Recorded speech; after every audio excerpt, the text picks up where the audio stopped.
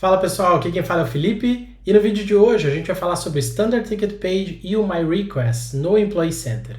A gente vai explorar como é que a gente faz para configurar esses dois objetos, basicamente para os usuários finais poderem encontrar os requests deles e eles terem também uma página com todos os detalhes da melhor forma possível.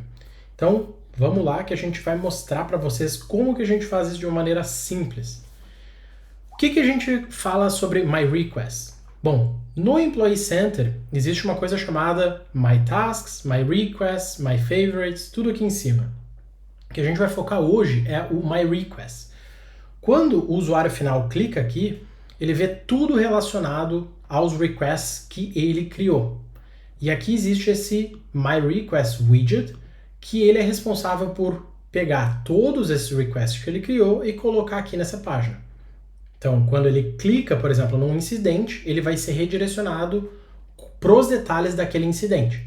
Então, aqui a gente está falando de dois passos. O primeiro seria como que a gente faz para filtrar todos esses requests aqui, e o segundo, como que a gente faz para colocar as informações aqui dentro. Então, vamos passo a passo, vamos começar por como a gente faz para filtrar esses requests aqui. Para isso, a gente tem que vir aqui e tem esse My Request Filter aqui. Se vocês colocarem no Filter Navigator aqui em cima, Request Filter, vocês vão para essa página. E essa página aqui já traz algumas coisas out of the box, né? As standards do ServiceNow. E se tu coloca aqui aplicado no portal Active True, vocês vão ter tudo aquilo que aparece já aqui no portal para vocês. Lembrando que eu tô com vários plugins instalados nessa instância, então tem muita coisa aqui de GRC, por exemplo, aqui, que não é relevante para a gente. A gente vai criar o nosso aqui como exemplo. O exemplo que a gente vai fazer é com Change Request aqui, porque não tem nada de change, mas pode ser que não se aplique ao teu cenário. E aqui o importante de se ressaltar é o seguinte: pode ser que vocês criem uma nova tabela, uma coisa bem custom, que vocês vão precisar criar aqui esse filtro para essa tabela, para aqueles records aparecerem lá no Employee Center. Então vamos pegar aqui o exemplo de incident.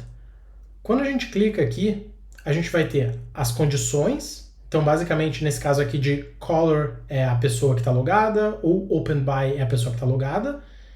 E aqui são as configurações do portal em si. Então, para qual página aquela pessoa vai ser direcionada e qual é a descrição aqui, quais são os campos que vão ser mostrados naquela lista para a pessoa identificar aquele request. Naquele caso, é short description e number e priority aqui, ó. Então, se a gente for ver, ó, short description é o que está bem aqui em cima, number and priority. Então, é assim que a gente configura o nosso. No nosso caso, como exemplo, a gente vai criar o nosso Change Request aqui. Então a gente vai colocar Change Request e a gente vai colocar aqui também Change Request aqui.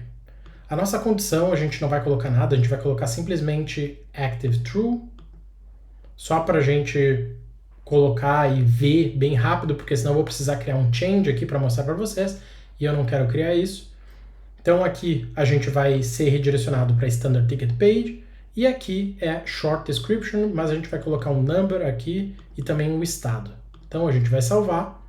Logo que a gente faz isso, a gente sabe então que vai ser aplicado para Service Portal e logo que a gente dá um refresh aqui nessa página, a gente vai obter, por exemplo, aqui ó, tem um change. E esse aqui é a nossa... Qual era o outro campo? Era estado. Então, implement aqui. Então, a gente tem a short description, o número e o estado. Se eu clico aqui, eu vou ser redirecionado para a Standard Ticket Page, o que não tem nada configurado e é onde a mágica vai acontecer. Vamos passo a passo, então. A primeira parte está pronta. A gente tem o nosso request ali sendo filtrado. Agora, a gente vai para a segunda parte, que seria a parte de como a gente faz para adicionar as coisas aqui. Para isso, existe a Standard Ticket Configuration, que é isso aqui. Aqui a gente já tem algumas coisas que são conforme o out of the box, quando tu vai instalando alguns plugins, as coisas vão acontecendo naturalmente, porque elas já estão criadas. Esse caso aqui é de incidente. Vamos começar por ele para a gente ter uma base para entender o que acontece com o incidente. Aqui a gente tem a Info Region, e a gente tem a Action Region. O que é essa Info Region? Se vocês forem no incidente aqui e procurarem por esse incidente, vocês vão ter essa região aqui, ó. Unable, isso aqui é Short Description, esse aqui é o Color e esse aqui é o Urgency. Então vamos comparar com o que tem aqui. Então vocês têm Color, Urgency, CMDB e Assign To. Por que aqui não está aparecendo tudo? Aqueles 4 campos que estavam ali. Porque eles estão vazios. O widget aqui em si, que é responsável por mostrar essas informações, ele só vai mostrar os campos que estiverem populados. O que tiver vazio não vai ser mostrado. Então nesse caso aqui ele só mostra Color e Urgency, que é o que a gente tem aqui, ó. Color e Urgency. E aqui a gente tem Show Description, ele não colocou nada, e Description, none. O que a gente tem aqui embaixo também? A gente tem Activity e Attachments aqui, ó. Então se a gente vem para o nosso aqui, a gente tem Activity e Attachments. Eu ignorei esse IAR aqui porque é uma coisa extra e não está sendo mostrado aqui porque tem uma condição específica para aquilo. Então, nosso foco aqui é Activity e Attachments, que é o que vem logo que a gente cria um novo Ticket Configuration para algum objeto. Bom, então agora a gente já sabe que esse Info Region é isso aqui, a gente já sabe que essa aqui são as tabs que vão aparecer ali embaixo, essas abas, e agora esse Action Region aqui é basicamente essas ações que são como UI Actions que vão estar disponíveis para o usuário final realizar. Então aqui a gente tem Actions Resolve. Então o que isso aqui é? Isso aqui é realmente um widget. Então quando se vocês quiserem disponibilizar alguma UI Action para algum usuário final, vocês vão ter que trabalhar com um widget ali que vocês vão basicamente copiar aquelas informações que estão sendo mostradas também na UI Action no back-end em si.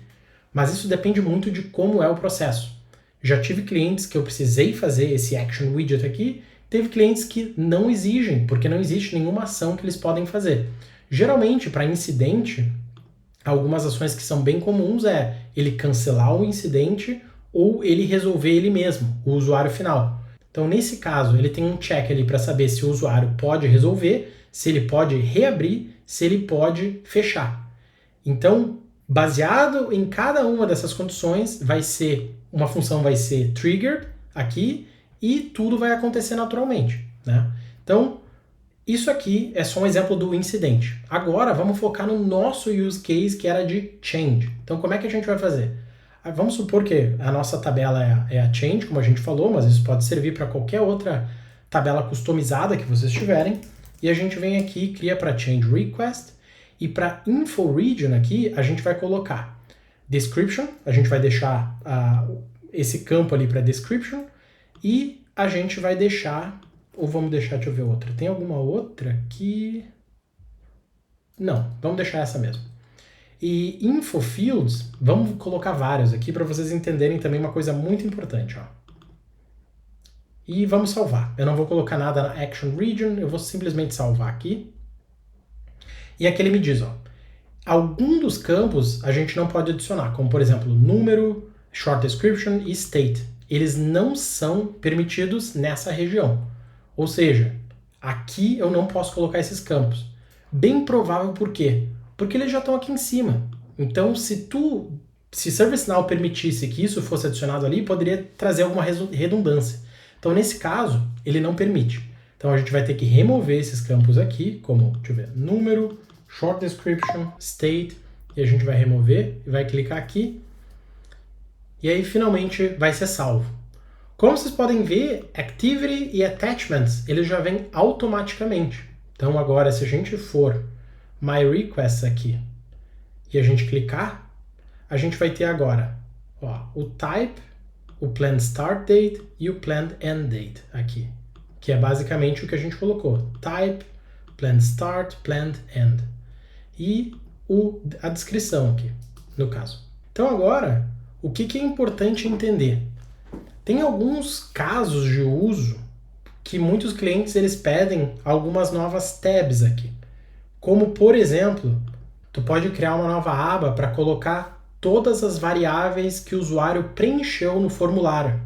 Então aqui tu vai ter, por exemplo, Variable Summarizer ou Variable Editor aqui.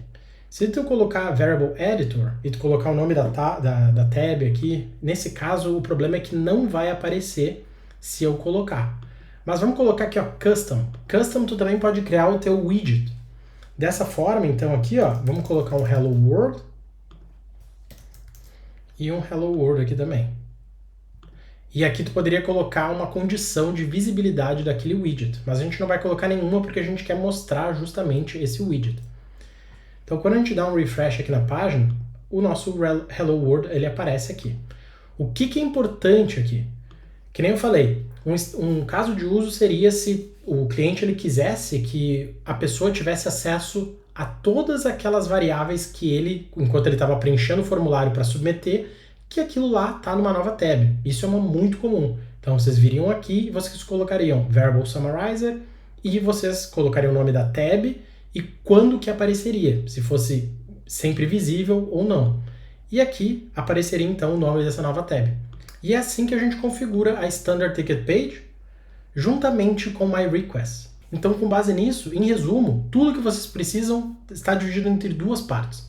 A primeira seria o Request Filter, que é basicamente como que a gente faz para filtrar todos aqueles requests que vão ser mostrados para o usuário final. Em segundo lugar, seria essa página de detalhes de todo o request que a pessoa ia fazer. Então era isso por esse vídeo, espero que vocês tenham gostado. Se vocês tiverem alguma sugestão, dica, alguma coisa, por favor, deixe nos comentários abaixo. Não esquece de deixar o like, se inscrever no canal e até a próxima.